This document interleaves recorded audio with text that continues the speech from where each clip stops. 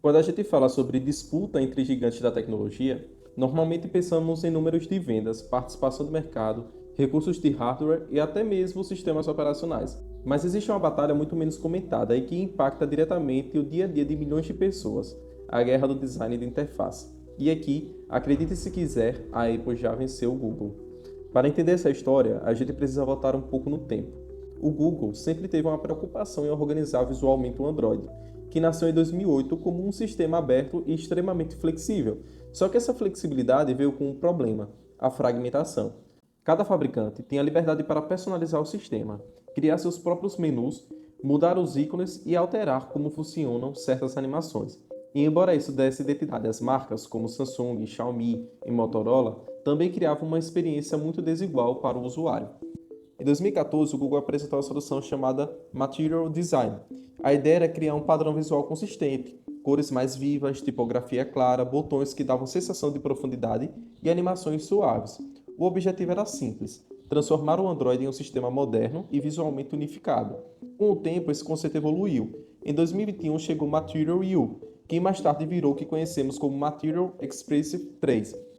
A grande inovação aqui era a personalização automática. O sistema pegava as cores do seu papel de parede e adaptava toda a interface, desde os botões até os menus, criando uma sensação de harmonia pessoal.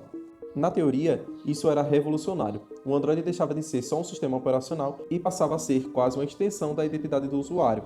Mas na prática, as coisas não saíam como o Google imaginava. O motivo é justamente aquele velho problema que nunca foi resolvido: a fragmentação. O Material Expressive 3, por exemplo, só está presente de forma completa nos aparelhos da linha Pixel, que são fabricados pelo próprio Google. Esses modelos são a vitrine do Android puro, sem modificações de terceiros. Só que tem um detalhe: esses smartphones praticamente não existem no Brasil. Não são vendidos oficialmente por aqui, e quando aparecem, chegam com preços fora da realidade, via importação.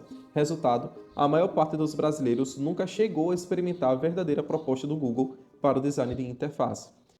Enquanto isso, as fabricantes seguem seus próprios caminhos. A Samsung tem a One UI, a Xiaomi tem a nova HyperOS e a Motorola mantém sua interface quase pura, mas sempre com ajustes. Essas variações mudam a aparência, o comportamento dos ícones, as configurações rápidas e até as animações. Então, quando alguém fala em design do Android, na prática está falando de dezenas de designs diferentes coexistindo ao mesmo tempo. E é justamente aí que entra a comparação com a Apple. O iOS, desde a sua primeira versão em 2007, sempre manteve um padrão rígido.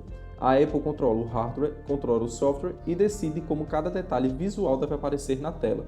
Do iPhone 16 ao iPhone 16, todos os usuários receberam a mesma linguagem visual, no mesmo momento, sem interferência de terceiros.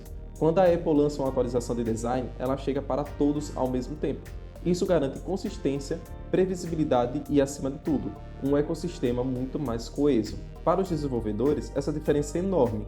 Criar um aplicativo para iOS significa desenhar para uma única linha de design, que é igual para todo mundo. Já no Android, os desenvolvedores precisam lidar com a infinidade de variações, tamanhos de telas diferentes, versões dos sistemas que nem sempre recebem atualizações e interfaces personalizadas que mudam a forma como os elementos aparecem. Isso não só aumenta o trabalho, como também dificulta garantir uma experiência fluida e bonita para todos os usuários. E do ponto de vista do consumidor, a percepção é clara. Quem pega um iPhone, mesmo que seja um modelo antigo, percebe uma interface polida, organizada e previsível. Quem pega um Android pode ter uma experiência incrível em um Galaxy topo de linha, mas também pode achar o sistema confuso e inconsistente em aparelhos intermediários ou de entrada. Essa diferença de percepção vai moldando a imagem das marcas ao longo do tempo. No fim das contas, quando falamos de guerra do design de interface, não é apenas uma questão de qual sistema tem mais recursos visuais ou mais opções de personalização. O que realmente importa é a consistência e distribuição. E nisso a Apple levou vantagem absoluta. O Google pode ter criado um conceito incrível com o Material 3, mas se esse design só está presente em poucos aparelhos e não chega à maioria dos usuários, especialmente no Brasil, ele acaba não cumprindo o seu papel. A Apple, por outro lado, com seu controle rígido e centralizado, conseguiu garantir que cada iPhone entregue exatamente a mesma experiência visual, e isso no longo prazo consolidou uma vitória silenciosa. Hoje, mesmo com o Android dominando o mercado em quantidade de aparelhos, é a Apple que dita as tendências de design. Basta ver quantos fabricantes de Android imitam elementos do iOS em suas próprias interfaces.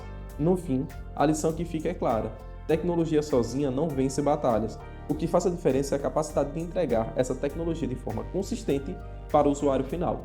O Google pode até ter ideias mais ousadas e criativas, mas se ela não chega às mãos das pessoas, acaba sendo apenas uma boa intenção perdida.